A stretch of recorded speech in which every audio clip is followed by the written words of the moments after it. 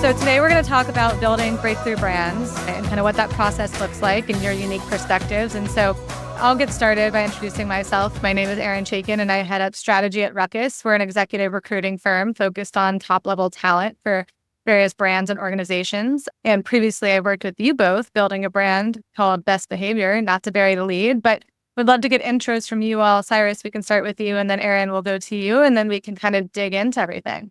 Cool. Yeah. Cyrus Blais, currently a creative director at JKR in New York, previously creative director at Interact Brands, which is where we developed the identity system for Best Behavior. Aron, pass it over to you. I'm Aron Pobereskin. The majority of my career has been as a chef in fine dining restaurants, continuing to do work in food. I now work in product development. As co-founder of Best Behavior, we all brought a cereal business to life together, but I also work in salty snacks, in beverage, frozen foods, and so on. Awesome. Well, Cyrus mentioned that while we were at Interact, we helped you build the brand. But Aron, why don't you tell us a little bit about the inspiration behind Best Behavior and how you kind of got started and brought the concept to life? So there's two stories here in parallel. One story dates back to my time at a specific moment at a restaurant called Lincoln in New York City. We were a fine dining restaurant led by the chef that opened Per Se, which has gone on for 20 years and 3 Michelin stars. And so we were serious about food, serious about service and hospitality. And in my time at that restaurant, I would spend 16 hours a day sometimes slaving over meals for guests to just give them the most luxurious, high quality experience that was beyond their, capability to anticipate or imagine. The consequence was not being able to take care of myself. Paradoxically, being a chef, I didn't eat well. I'd find myself rolling off the train at 2 a.m. and coming home and eating, Chinese food or a bowl of cereal over the sink. So we'll return to the cereal piece in a moment. But, there's another piece of this, which was acknowledging that chefs aren't the only busy working professionals in big cities like New York, Los Angeles, Chicago, wherever. There are so many adults affected by the demands of their graduated lifestyle, taking care of families, prioritizing fun, friends, work, travel, taking care of ourselves through the nourishment of food is often left behind. So we revert to convenience foods, and they're not very good for us, but it's what we can do for ourselves, and it's not much. So as a product developer, I'm always in convenience foods. I'm always thinking, well, how can I work on these and put forth something that is instantly enjoyable, starts with the way it tastes and its texture, but also delivers more bang for the buck. And it's my philosophy towards everything. It's deliver more, starting with the experience. Then there's a data story, which at Redbud Brands, the venture capital studio I work for, as their head of innovation, and which is a product development role more than a marketing one. We look for white spaces in the market. We look for areas that we can grow a business where others aren't competing. And we determine those white spaces through a number of different ways. We look at categories and we look at subsegments of those categories and see what's doing well and what's not. And, while I'm thinking about cereal being this crutch of mine, and while I'm thinking about how I wish I can get more out of this, we were seeing a white space story building of a multi-billion-dollar industry in decline year over year, except for a very small portion of it, better for you cereals that are on the rise. Those better for you cereals sort of came out of the pandemic, and this focus on grocery and this focus on wellness while American consumers had time to think about it. And we see them as Magic Spoon, Catalina Crunch, Three Wishes, each one of them having their own value proposition. Well, it's for adults, it's healthy, there's no sugar, the net carbs are low, there's a lot of protein. But I still found myself reaching for the old junk because these didn't taste good and they didn't make my stomach feel very good, and they're expensive. And they are explained to be adult cereals, but they're marketed for children. Goofy flavors, super sweet.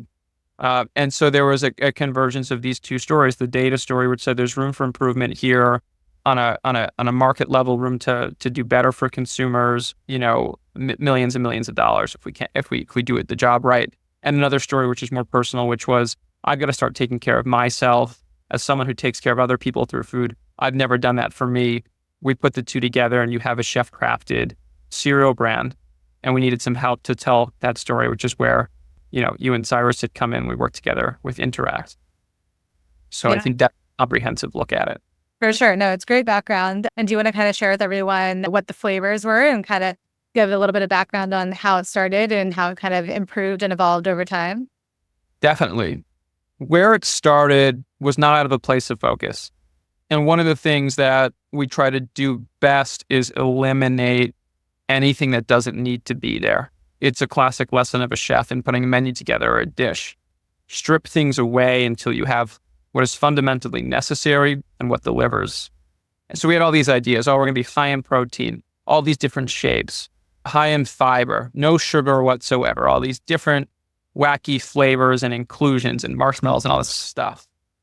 What can we do?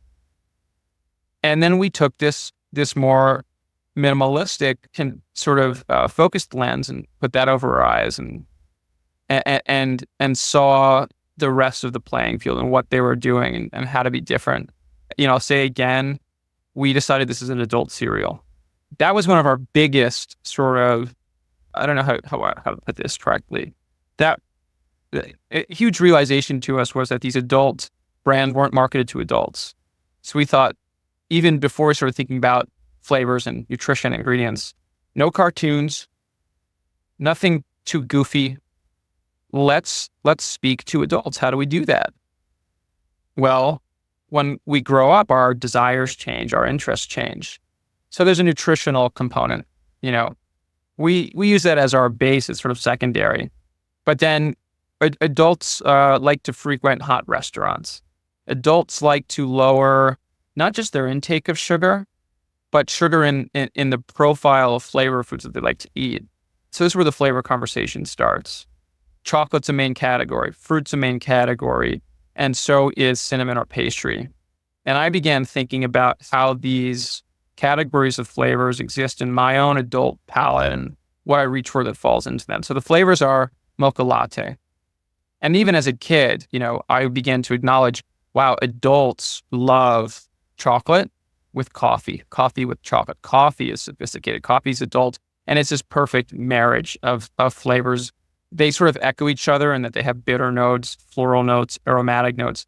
We describe coffee as tasting like chocolate. We describe chocolate as having notes of coffee. So mocha latte became the first adult flavor choice that fit into this category, but was more elevated, a little sophisticated, and I think for a lot of people is easy to comprehend as adult. Blueberry buttermilk is another one. This is fun because blueberry buttermilk stops before saying pancakes, stops before saying muffins, stops before saying smoothies. But there's this natural place your mind goes when you hear that. Blueberry and buttermilk could be this approachable, nostalgic touch point of pancakes. But what's different about it? It's acidic. It's not super sweet. And in the way that we crafted the blueberry flavor itself, real blueberry is an enormous component, but blueberries don't have a ton of flavor when you think about it. How do you describe the blueberry? Oh, it's sweet, it's acidic, maybe it's grassy when it's raw. There's really not much to it. Blueberry flavor to me is really contextualized by the preparation that it's in. In a pancake with buttermilk is where I think of blueberry, or in a pie with lemon and vanilla, and when it's stewed and has these floral qualities. We built all of that in, and blueberry and buttermilk, which immediately brings your mind to something simple like pancakes, became really serious and complex and interesting and fun. So that's our second flavor. The third is maybe the most approachable in that it's based on cinnamon, but we worked that into a flavor of brioche, a buttery, luxurious, enriched bread. A lot of emphasis on vanilla and butter. And actually all of these cereals, when we think about the way that they're flavored, share some common ingredients. They all share a butter powder. We literally built in the richness of butter with butter to each of these cereals. It's a foundation of their flavors. They all have a creamy, buttery undertone. They're all sweetened with a little bit of real sugar, no funny business. This is where we really differentiate in our flavor profile versus other brands in tasting real, not tasting synthetic, not having aftertastes, sort of steering in a more traditional direction. We like the idea of the enemy that we know, not the enemy that we don't know. Adults can moderate their sugar consumption. They don't know what to do with allulose or erythritol or stevia or monk fruit or oligosaccharides or sweet fibers. They don't really know how these things impact their body, the way their gut feels, their metabolism. And again, towards simplicity, we thought, what are the minimal number of ingredients we can use to achieve these flavor profiles? Mocha latte starts with chocolate. It's in there, real chocolate or cocoa and espresso and butter and sugar and fiber. And that's about it. It's on top of a crunchy protein cereal. Blueberries and buttermilk have blueberries and buttermilk and butter and sugar and fiber on protein. And cinnamon brioche is Ceylon cinnamon, which is just sort of the most ethereal you can get. It's softer, it's more complex. And vanilla and butter and sugar and fiber on protein. And that's it. So simple ingredient panels, like hardly anything in there, ingredients that you recognize, ingredients that are flavorful and that present as adult and sophisticated. Flavor is a big part of it. And then the nutritional aspect is we found a medium for cereal that can deliver on texture that doesn't get soggy, which is made out of pure protein and just a very little bit of rice starch. We're not pandering to our consumers with our nutrition claims. They're on the box, but they're not prominent. And this is something that Interact really helped us to communicate. We are an experience-first brand. That's what adults want. We believe the packaging is bold, it's chic, it's stylish, it's clean, and it leads with photorealistic food imagery that should make you drool. Cinnamon brioche is a wonderful picture of swirly, cinnamon-laced brioche bread on the front. It's just gorgeous illustration. Blueberry buttermilk does have that stack of pancakes. If it's not in the name, it's in the imagery. And then mocha latte shows swirls of milk into coffee and bits of chocolate. And the nutrition is there, but it's balanced. It's not flavor or texture in favor of nutrition or nutrition in favor of flavor or texture. It's both given due respect in what we think is a really happy marriage. So that's kind of how we really market to adults. Again, no robots, no blueberry blast. It's just common sense in a way. And that's where the brand and the identity and who it speaks to are really shut off. Yeah, well, if I wasn't hungry before, I certainly am now, but it's a good thing I have some best behavior. Actually, it's in my open part of my kitchen because I want everyone to see it because it is that beautiful, which we will get to. But if I was going to put my agency hat on, so some of the things that you kind of said there is that you knew that you wanted this to be cereal for adults. It was going to be better for you, but ultimately more flavor forward than anything else. And so you had this idea, you had this product, and you went to Interact and you said, hey, here's the brief. This is what we want to create. Have at it. So Cyrus, I'm going to go over to you. And when this project first came to you, you heard the brief and everything. Where did your head go? What are the first things that you think, what did you tell the team that was going to make this unique and kind of get them inspired? And then, on the flip side, where did you hear weaknesses that you knew that we really needed to amplify, whether it was through strategy, a really strong name, and the creative? Yeah, I think, your mind obviously jumps to a lot of things. Initially, when you hear a brief like this, one of the things that immediately jumped out to me is I kind of told the design team before we knew more details. I was like, this is the perfect designer brief because we literally get an 8.5 by 11 piece of blank paper to design against, which is something that doesn't happen that often, which I think is really cool. I think there's also just something nostalgic about cereal for everybody that was really exciting for us too. Everybody has that connection from their childhood of, sitting in front of the TV on Saturday mornings and eating some very sugary, probably marshmallow filled, bowl of cereal. And I think as we've become adults, this kind of brief was set to sort of flip that on its head, which I think is just really interesting. Obviously, before we really get down into what we exactly want to do, there's a big process that we go through, with Aron and his team, as well as internally, where we want to, do our due diligence of our strategy, kind of looking into, the 4 C's and the category and all of that. And I think one of the things that I've always found really important in strategy is I think a lot of times strategy is set up to be a lot of fancy words that regurgitate what the clients have told us back to them so that they agree to what we're going to do and kind of move the needle along.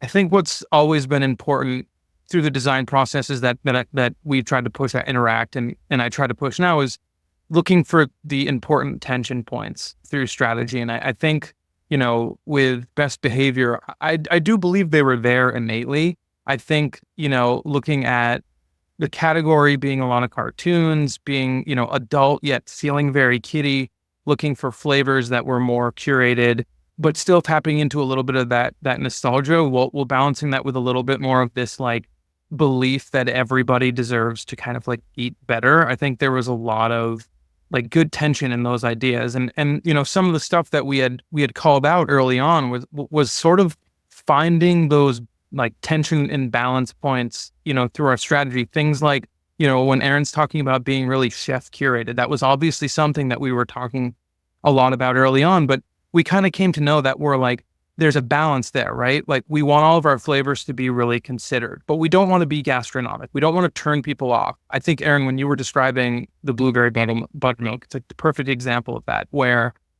we wanted to deliver people a brand and flavors that they felt like they could relate to, but that were still elevated. And so like that was one of the balance and like tension points that we kind of looked for. The next thing was like, we want to be healthy, but we don't want to be diet food. And I think that was really important because number one, I think there's a lot of kind of health washing out there with kind of brands like this about how good they actually are for you versus like just being a better for you sort of opportunity in that space. But for us, that was really about one, being honest. I think two, about downplaying a little bit of some of the health claims that can sometimes take over these better for you brands. And that was something that we really wanted to push for. And I think the last one was we wanted to be relatable, but we never wanted to be unfiltered. And I think that actually plays a lot into the direction that was chosen, which was the farthest out direction that we presented, I would say, from a conceptual standpoint, which was really exciting. But, at the end of the day, for us, really trying to do something that felt, I believe our line from this was like tastefully bold. Like that was sort of a big strategic idea that sort of we wanted to all of our creative directions to ladder up to. And within that, not only we really want, but Cyrus, you used the word taste, and I want to call out that's important, not only for what it literally states, but the implication, the subtext, the opposite, not tacky. Yeah. Not focused on net carbs, which isn't science-backed. Not focused on, let's make you think this is going to be healthy and push you away. Or not let us make you think that this is going to be the most gourmet eating experience you're going to have. Like, tastefully is something that you guys brought to life really well. So I wanted to call that out. Yeah, it's so funny because so much of I think when you get down to the strategy and really nailing down how you describe this sort of strategy behind a brand, a lot of times feels like it can come down to semantics, right? Like you put out a bunch of words and there's a lot of fine tuning around that. But I think for this, what we ended up with, especially with Tastefully, is like, it's just as much about what we are putting on the box or how we're developing the logo as much as it is what we're not doing. And I think that was really like an important part of, finding how to make a cereal feel adult, as well as kind of laddering back to the culinary sort of roots of the brand as well. And then with Bold, it's just one of those things where, when we talk about developing packaging, whenever we present things, we do present the full context of the brand. So we're not just presenting the logo and the packaging. We also present, a competitive set of it on shelves, a website, some out-of-home, so that you can kind of see how the brand elements flex. But at the end of the day, it's some of the most important things that we do is we do look at that shelf presence. And the boldness there is really about cutting through and making sure that what we're putting on the shelf stands out in the right way, while also giving the right context to the category. So I think those statements really do help us ladder up to something, I think, that ended up being pretty powerful. And, Aron, I will tell you, like, the other directions, there's one in particular that I also really loved. They were like all our little children, and we were most excited about the direction that you guys chose. But I think the strategic foundations that we landed on just allowed us to develop three really interesting, really in-depth, and really smart directions and that's always the sign of a good strategy, that the ideas sort of fall out really easily and you get excited about them. Now, the direction that you ended up choosing, I think that was the one where the copywriting came the easiest, the imagery came the easiest, the excitement around the mark came the easiest. And I think that's usually a really good thing, but it's always a good sign that you're on the right direction when things just start kind of falling out of the strategy organically. Right. And the hard part was landing on what was easiest. I mean, everything was so easy. Yeah. Everything looked, and the three design directions all communicated well what we were trying to say, what we were trying to show off. What we landed on communicates well by almost not having to communicate at all. We say less, we show more. We don't say this is going to be delicious. We don't say this is going to be healthy. You can just kind of tell. I'll use the word pandering over and over again. All other brands tell you how good it's going to be. Oh, it's the best for you. Oh, it's the best tasting. Well, that's a huge expectation to live up to, number one. But it's a huge claim to make before the consumer has had that experience. And if the consumer disagrees, they're not ever coming back. They're not going to trust you. Mm-hmm. The photorealistic illustrations show flavor. We don't say it. The ingredients on the side of the box, the nutrition fact panel, consumers are smart enough to look at them and read them and decide for themselves. It's a very adult thing to do. Be independent, decide for yourself how to use this, how to work this in your diet, how to moderate. I think that's also something that's really important is, and one thing I'll say that's a little bit of a sidetrack here, just about relationship between, design studio and client, is that, those kind of things that you guys really believed in, you were sort of willing to walk that walk as you talk that talk. A lot of times, you go from clients like, oh, we don't want to say too much. We want to show, we don't want to tell. We want to be bold. We really want to be different. We want to take a different approach. And when you actually get into the meat and potatoes of things, there's a fear that comes out. Oh, it doesn't look exactly like the other things. Oh, is this too strong of a statement? Oh, are we not telling people enough?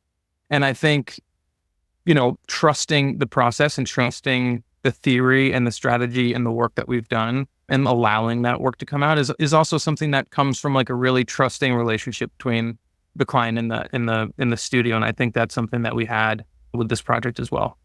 Sure. We also had the experience of feeling heard and seen by the team working on it.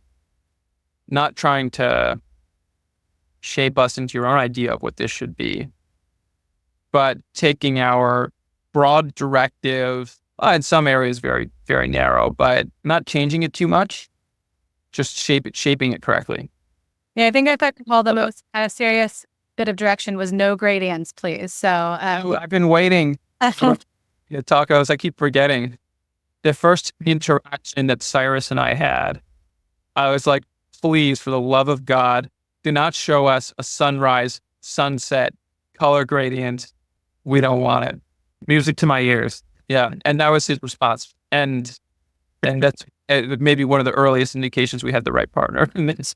Yeah, no. And so there are a couple of things that I want to kind of double click into. The first, which, I agree with you, Cyrus, like looking at initial presentations, it's always pretty fantastic to see that behind the scenes, you can take one idea and one strategy in so many different ways, and that they would all do a big service to the brand and bringing it to life. Something else that I wanted to ask you that's kind of maybe outside of just best behavior is you kind of mentioned designing for shelf. And so, in-store presence and assets that would show up not only, on shelf and on pack, but in the brand world. Tell us what, is so important about building brands to be omni-channel and how that really sets them up to be successful once you send them out to the wild. Yeah, and I think with new brands too, it's so important because they usually live digitally native from the start. I think that's, one of the things is like, Aron, before we started recording, you're talking about the footwork that it takes to get things in store and on shelves. And for a lot of brands, they don't start there. They start kind of D2C, right? And I think in those ways, people need to be informed about things on the website, on social media, through paid digital ads. And the thing about that is like, you really don't want to just be showing your packaging everywhere. You need assets that can get smaller and bigger and cut through and still represent the brand. And I think, thinking about packaging is great, but thinking about the assets that can live past that is something that's also going to future-proof your brand. Not just make it flexible, but make it last a little bit longer. I mean, you think about the best brands in the world that have to live on shelf and in the world, right? Like Coke, right? They have their swoosh, they have their color, they have their logo. They use that not just on can, but they use it in their world to tell a whole bunch of stories. And for us, across all of these directions that we presented, we wanted to make sure that we, either had a photographic narrative we could tell, a color story that worked with that, an icon that could live outside of that and really represent the offering well, just so that you kind of have assets that you can build into more, distinct parts of your brand. One of the things that we always think about and want to try to do is like, you sort of have something that lives in your hand. That's like the pack. Then you have something that kind of lives in the world, which is sort of like outside of that. If you have a website, if you have an in-store, freezer, cling or shelf talker or, whatever, a billboard. And then you really have something that's important that I don't think a lot of brands think enough about when they're starting, which is like the brand in people's mind. So if you do start getting people to pay attention to you, over time, what are they going to remember? If you say delivery brown, do people think of the right brand? If you say, soda red, do people think of the right thing? And I think for us, we always wanted to think about those elements that would be able to stick in people's mind a little bit more, tell a story about our brand really clearly, but have a little bit of stickiness so that people sort of understand what our brand is, not just from our full pack, but from, just our logo, just our icon, and the system that we're sort of creating as a whole. So that's always something that I think is important to think about if you're trying to build a brand to scale and for longevity. And we sort of have that strongly demonstrated in the chef's kiss on the box, which is a clever way of utilizing the shape of the negative space in our B, sort of pulled out, put together back to back against itself to form, what would be left by lipstick if a kiss were given. And it's also two very elegant, sort of chic and sexy B's, showing best behavior. That says a lot. What is the chef's kiss? That's the seal of approval. That's, the touch of hospitality.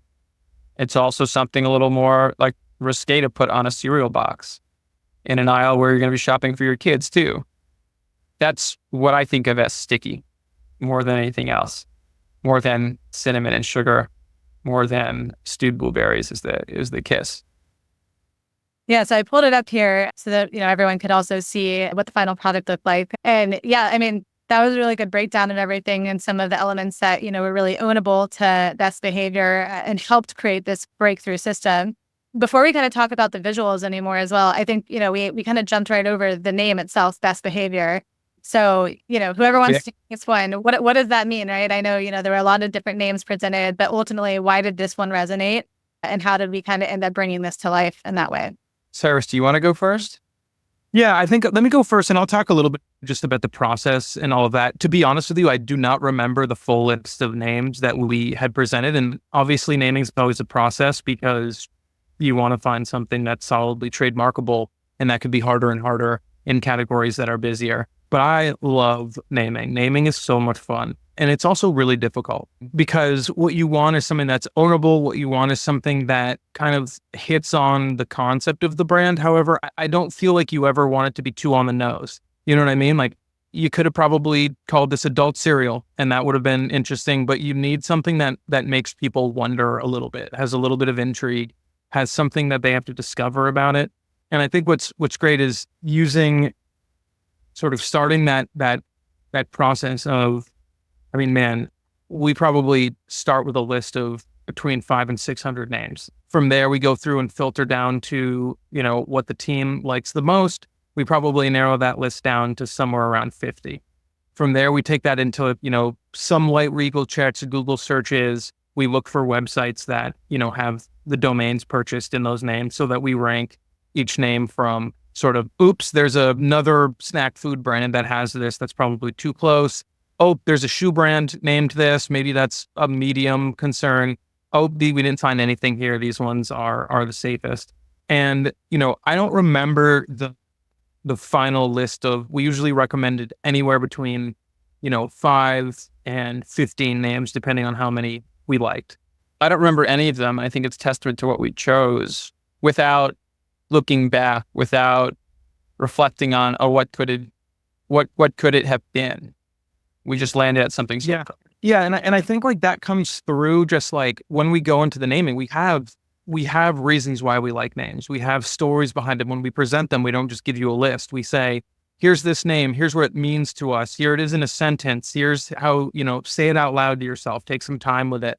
And with best behavior, Aron, you can correct me if I'm wrong, but I believe that like really the thing that everybody liked about it was, one, it sounds good when you say it. The alliteration of, two B's right next to each other kind of flows nicely.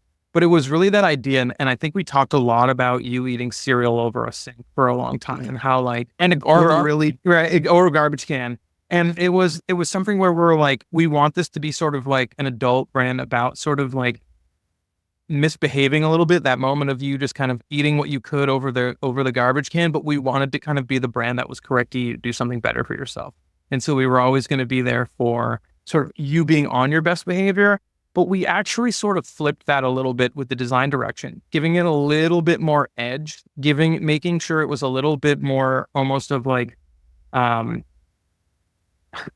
almost like a pun on it, because like the brand itself with like the lips, with like the sexy illustrations of the food, with the copywriting that was, talking about being a cereal dater, right? Like how we love our cereal so much, want a spoon, like the yum on the top of the box, like kind of using that sexier language sort of was that contrast with the name that was all about being proper. And I think that also goes into what I mentioned before about just having things that have tension, a name that feels goody two shoes and that feels a little sexier is like, that works really well because it tells a bigger story and again, has that intrigue to draw people in. Yeah. I mean, there's a few things I want to kind of echo and build upon from that. Alliteration we love. It's all over the backs of our boxes. If you look at the copy, we built in a lot of alliteration there. We wanted to kind of master the English language in a way that is fun and engaging while keeping things short, while holding your attention. Also thinking about the adult attitude. You always have this tension in your life. It's a really adult thing to have tension. What's right? What's wrong? What's responsible? What's guilty? Best behavior is at once an instruction and equipped and dry humor. It's ambiguous. There's a sense of agency. It's something you're told as a kid, be on your best behavior, and you always kind of go the other way. When you hear be on your best behavior, you want to be contrarian, be divergent, be mischievous. It's telling you behave, but it's also telling you that you've got permission to act how you're going to act, and that's what an adult has. In a certain sense, it reflects like this insurance policy for an adult in terms of their dietary health. Going to work all day on a Friday, go out for dinner, go out for a drink. Who knows where the night is going to leave you? Maybe you're going to get drunk. You live in California. Maybe you're going to indulge in some other things, get home really late at night, hungry again. Well, you could reach for junk food. That's cereal. Or you can reach for best behavior. It's going to feel like junk food. You probably shouldn't eat right before going to bed. You're going to stuff your face, make a mess, but it's pretty good for you.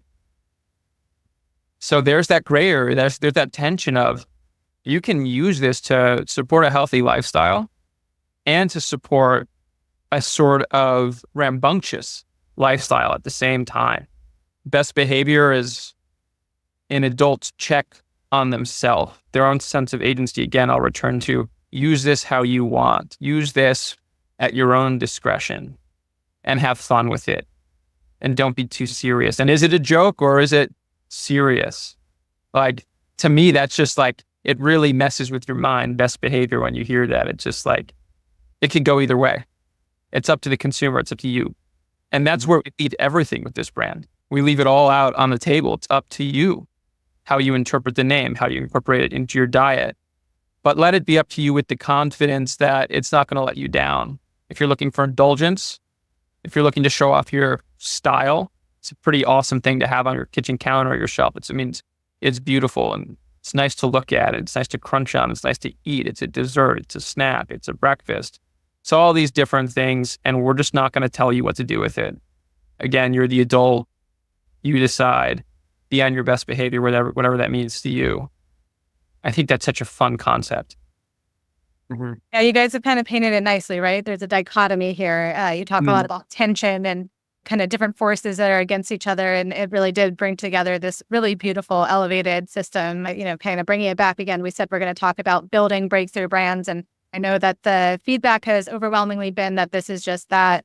And then Cyrus, as we think about creative principles, what rules did you employ here with the team to make this breakthrough? And then, on the flip side, are there any rules that you broke conventionally as you think about shopping cereal that helped create this system that was so unique? Yeah, I mean, that's a tough question because I feel like kind of saying what rules did you follow, what rules did you break is a little it's a little tricky, right? Like there are the rules that you have to abide by is you have to make sure people understand what they're purchasing, especially since on the front of pack, we didn't put any cereal. That was a very intentional call, right? I remember there were points where we talked about it. Do we need to show, the puffs, or do we need to show a bowl, or do we need to show something on the front? And we very much said this is where the context is important. If you're on a website and you're shopping for cereal, you don't necessarily need to see a bowl of cereal if you're an adult to know that you're shopping for cereal. Like I think, Aaron, you said it earlier, we're giving a lot of credit to our consumers, which Sure. I don't think a lot of brands do a lot of the time. They want to kind of cater to the lowest common denominator, which I always have kind of thought is a mistake. I think there are, I hate this as an example because it's the one that everybody always uses, but Liquid Death is a perfect example of being I trust that consumers will understand that I'm selling water in a can, even if it has a melting death skull on it, right? People aren't stupid. And so I think in that way, we had conversations about making sure Irresistible Cereal was high enough in the hierarchy and large enough for people to read because we were going to take a risk by not putting any cereal on the front. So I think there are things like that are risky, but we knew that we really wanted to be flavor forward. And we knew we wanted to be a little bit more sophisticated. And in that sense, we said a bowl of cereal doesn't really feel that fancy. Let's try to do something that separates us on shelf. And I think, when we look at the shelf set, You're a cereal box in the cereal aisle between other boxes of cereal. Our consumers going to know that was our bet, right? That, I think that was ultimately what we decided on being our point of confidence was this context of, well, it's in the cereal aisle. Also, wanting our consumers to aspire to their own decision making and not what we're going to tell them.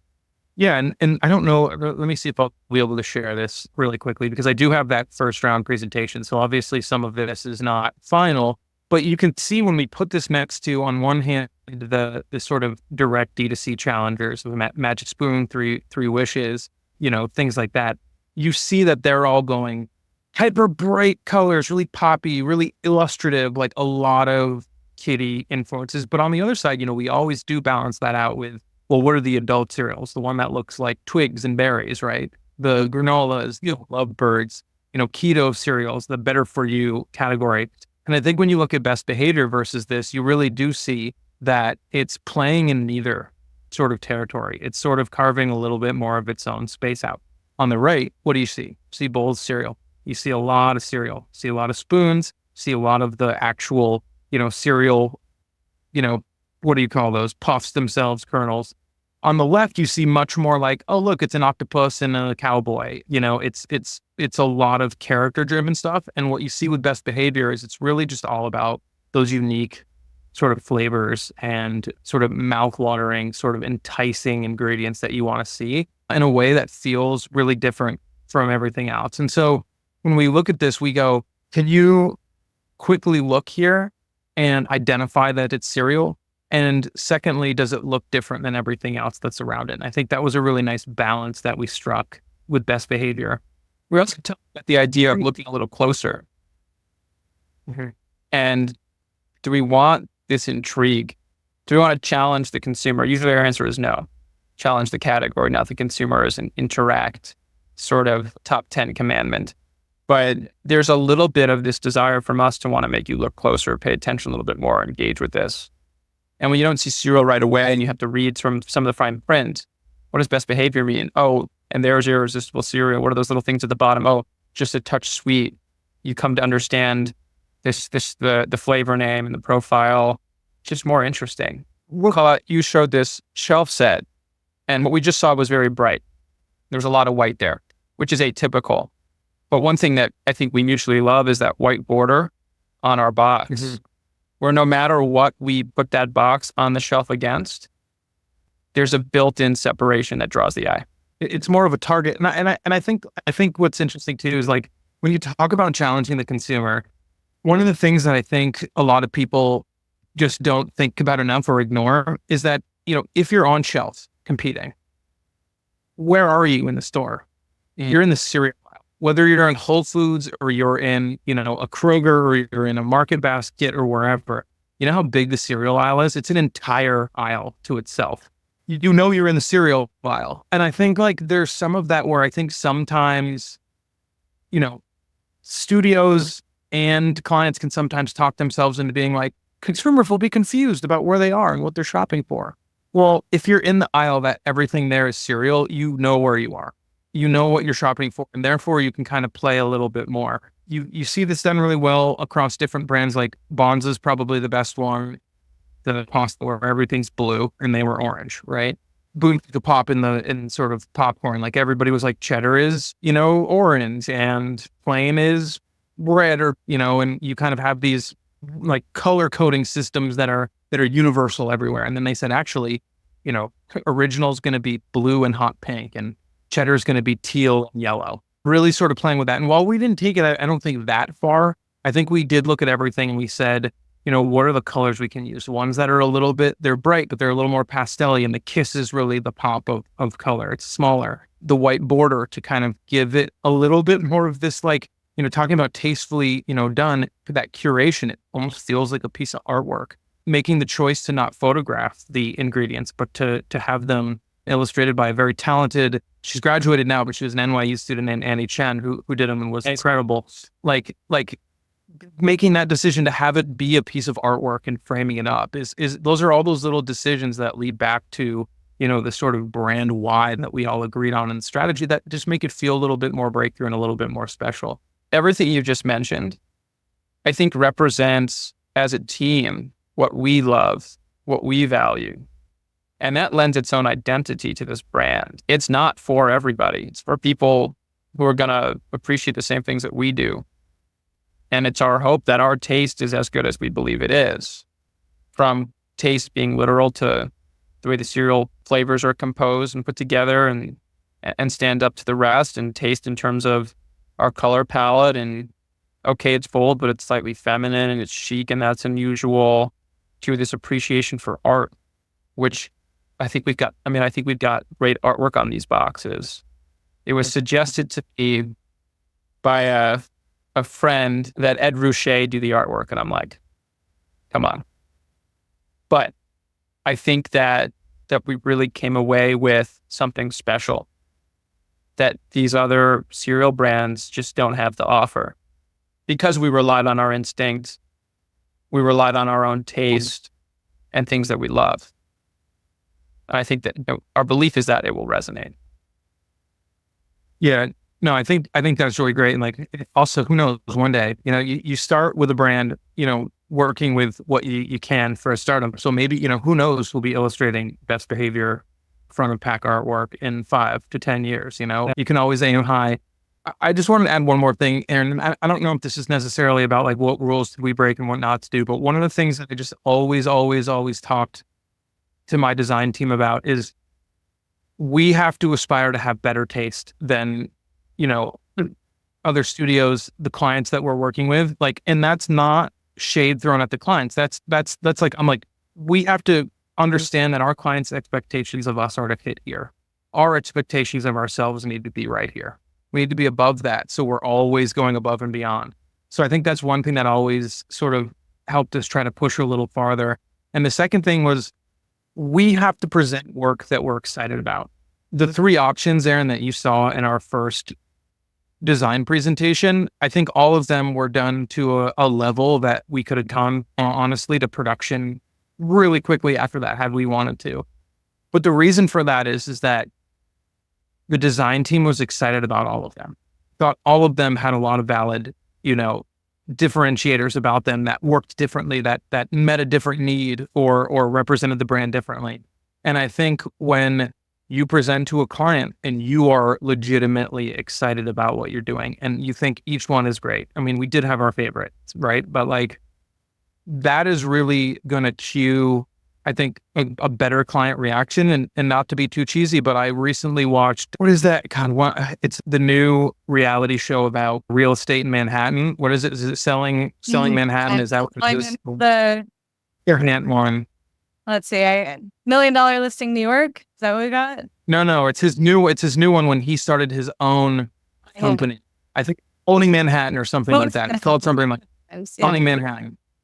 And he said real estate is just transfer of enthusiasm. Mm-hmm. And I heard that and I was like, this is a ridiculous reality show. But I heard that and I'm like, there is a level of that too. And Aron, I would love to know from you if you ever feel this, like when we're presenting and we're doing the work, even through future rounds, not just the first one, we're in the second round, or you're pushing back on things and we don't necessarily agree on everything. Like that's healthy as well. But I think what I always try to do is have that transfer of enthusiasm of, we are always excited to be presenting you what we're presenting. We are always thinking we're on the right track. We are always pushing. We are always trying to transfer that enthusiasm to you guys, even if you're already really excited. And I think that's something that you can't really understate. No, and I think we always felt that. It's not to say we always agreed on everything. I think there's something to be said about conflict within partnership. It's much healthier than outside of that. You guys really got me inspired today with some really good leave behinds. I feel really pumped up right now. We're wrapping up here with our time soon, so I want to leave you guys with some final questions. One, Aron, is for you. The brand's out in the world now, living out there in the wild. What has been most surprising to you in terms of an operator? And what are a couple of pieces of advice you have for people who would be in your shoes as well, launching their baby out to the world? Okay. Number one, I work as a part of a team. And even though I'm factually the owner, the founder, I've had the challenge to acknowledge that other people on my team are going to treat this the same level of ownership, to offer them the credit that is due, and understand that when there's disagreement, when there's a difference of opinion, it's with the same enthusiasm and conviction that I have, to really hear that, accept it, consider it, and bring those differences of opinion into the fold. That's, just super important in terms of teamwork and maybe even my education and leadership.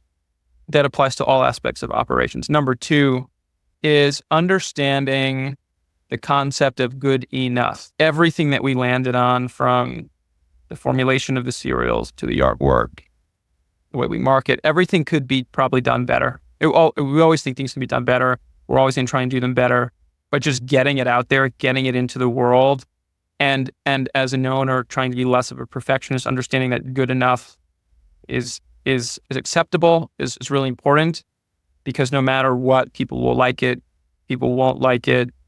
We don't have a consensus yet. We've done some consumer surveying. It's been inconclusive. Understanding the concept of good enough and being okay with not everyone being in love with your product is difficult, but it's important so you're not internalizing negative feedback, so you can maintain your own focus, continue to follow your internal compass. And just throughout the whole process, it's just been extremely important to believe in myself and know that that's the right thing to do. And I'm going to continue to do that. We won't have a brand without an identity. The more we let other voices contribute to that identity, the more that it sort of dissolves. And so, again, this concept of taste, we're going to continue to put forward. I'm going to continue to put forward my own sense of good taste into the world. I hope that other leaders, founders, developers will just follow their instincts, their intuitions, their own taste, either to hopefully to success, sometimes to failure, but in no case to the point, no case abandon that to the point of just becoming another box on the shelf. I think that's where I would leave it. I love it. And Aron, I know this isn't my question, but one thing I don't want to just tack on there, just from a be okay with good enough, is I think that's really interesting, Aron, because the way I hear that, and I just want to put a quick design perspective on that. Working at a place like Interact, where we were working with a lot of startups, a lot of people who don't have a lot of money because they haven't sold any product yet, right? They're operating off of limited funds, and that fund is for the design of the brand. It's for the launch of the website. It's to get the production going. It's to market it. It's to pay all the people who are working on the brand. that money goes, you're like, oh, they have a lot of money. No, that money's being spread very particularly around. And for me, I've also worked at a place like JKR where we have, hundreds of thousands of dollars in design only budget, where we're using custom typography everywhere. We're hiring, the best illustrators and photographers to do that. I think what's interesting is that, that's all great. That's fine. But there is part of me that also misses some of this of when you're working with these startups. The good enough isn't about not putting your best foot forward. It really is about saying, how do we work within a constraint that is flexible? So for us, it was like, okay, we want these beautiful, illustrations that look really photorealistic. Well, we found somebody who's willing to do it for like a really reasonable cost because she was a student and she still did beautiful work. And that took a lot of legwork on our end to like find who that could be. When we talk about typography, we do some customization ourselves. We don't always have the budget to hire, the Rob Clarks of the world to come in and, redo a logo for $5-8 grand, right? We don't have the money to do that. So I think what it is it's like, how do you make it feel special and beautiful and unique within those constraints? I think, those challenges sometimes are actually opportunities, and I think they should be looked at that way. And that's the only way you're actually going to end up with something that within those constraints does feel like, it costs more maybe than it did. I think that's really important. Definitely. And not to go on too much of a tangent here, but we've brought up the mention of multiple design paths in this conversation.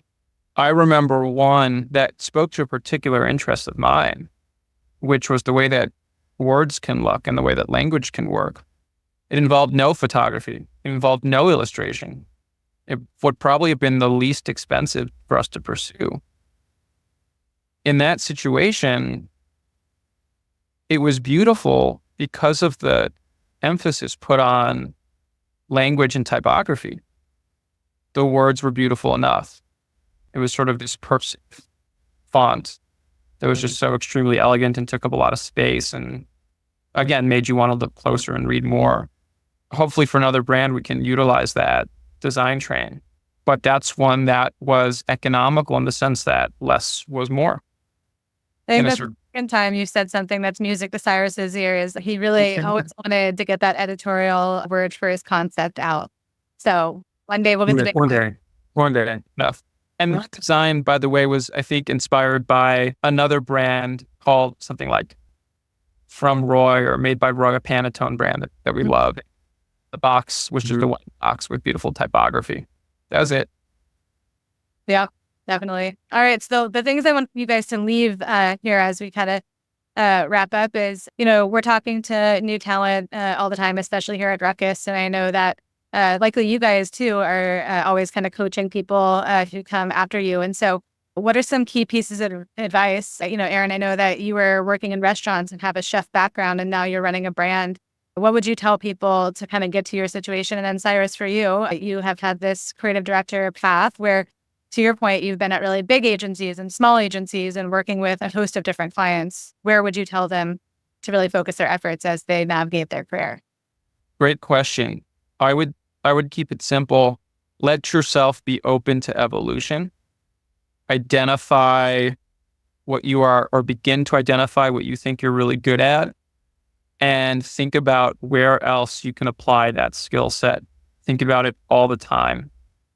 Make sure that you're working in an environment that you find fulfilling along those personal evolutionary plans. And when you feel that something is holding you back, that your skill sets, your responsibilities, the scope of your work is becoming more limited, put it into motion and move on out and do the next thing, and try and have the courage to do that without feeling like you're an imposter. But if you do, you hear this all the time, but if you do feel like you're an imposter, it's because you're pushing yourself to think and act differently and to grow. And there's nothing more important. You only see that later on. Evolution, be capable of evolution. Right. Yeah. You can end up in a lot of different places in your career and a lot of different people, paths that you'll cross. And, it's really interesting to bring those all together to do new things. Absolutely. Cyrus, any thoughts from you? Yeah. For designers and stuff out there that are looking to further their career. It's like you got to look at studios and people who are doing the work that you want to be doing and try to go do that. And I think a lot of times people think they can do that with the work that they have in their portfolios. And I think if you don't have work that looks like that in your portfolio, you have to do it on your own. You have to show that ambition and that capability and that hunger to do it. I also think like there are no shortcuts. Like people are always asking like, oh, how do you get to the answer quicker? How do you become a better designer faster? Well, the truth is like, you just got to like work your ass off. Like there's no shortcut. There's no secret to getting better. It's repetition. It's reps. So do that. I think being open to evolution is really important. I think that's such a universally good point. I think for me, going and working at smaller studios taught me a whole lot that working at bigger studios didn't. And working at bigger studios taught me a whole lot that working at smaller studios didn't. And I think that sort of like trying new things and being experimental and understanding that your career trajectory is long, that arc is long and can take a lot of different shapes. Like for me, I went from, large CPG packaging to a small, little CPG studio to what became one of the largest, agencies for that in the world, to a small studio out in Colorado and then back to JKR. And I think like I wouldn't be as good at my job at JKR as if I hadn't spent the years that I had at Interact, because that I was up in my elbows in every department in all the projects.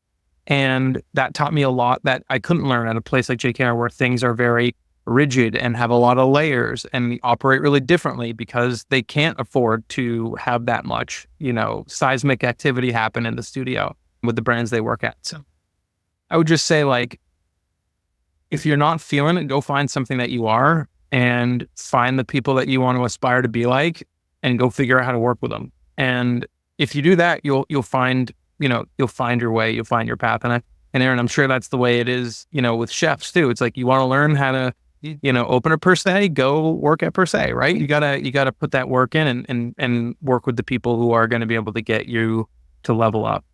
And to that point, one more piece of advice I always give is just ask. My career started at what's now a 3 Michelin star, one of the world's best restaurants in Chicago. And I was 15, and I always get the question, oh, how'd you get in? How'd you get that job? Like, I could never imagine. And I just asked for it. I said, I want to be like you. I want to perform at this level of excellence. I don't have that experience. I know I need to bring it to myself. Would you let me come and train with you? I'll wash dishes, I'll sweep the floor, but really I want to cook. But if and the answer could have been no, and it wasn't, but stop yourself from asking that question, and you don't get it. You don't get anywhere ever. The worst thing they can do is say no. Yeah. I wish I could bring that philosophy toward dating, but We'll have the next winner on that one. that was worth the show. The squeaky wheel always gets the grease, right? You have to like be annoying without being annoying. Like ask, if you're a designer, look over senior design stakeholders. If you're a senior designer, do that to design directors. If you're a design director, do it to creative directors. If you're a creative director, do it to executive creative directors. Like always be annoying and be hungry to learn more. And I think, if you don't speak up, you'll never get what you want. That's super important. And most of the time people don't get annoyed. They like that. It makes them feel special too. So it kind of, oh my gosh, Cyrus, you're so amazing. I come work with you. Oh, you think Yeah. So to wrap it up, it sounds like always ask the question, be the squeaky wheel. And, I just want to say thanks to you guys. It was great to get back together. I know we're all really proud of the brand that we created together and excited to see as it continues to grow. We'll do a quick shout out and a thanks to Interact, because, if it wasn't for Interact, we wouldn't have been able to work on this together. And Anish Chef and Redbud Brands. Yeah, Redbud Brands, Holler, all the peeps. And so, excited to get everyone's feedback on this, our first webinar series together. And it's a weekend. I do have best behavior in my cabinet, like I said. So tonight after the concert I go to, I will likely be over the trash can eating it. So can't wait. Awesome. All right, y'all. Thanks.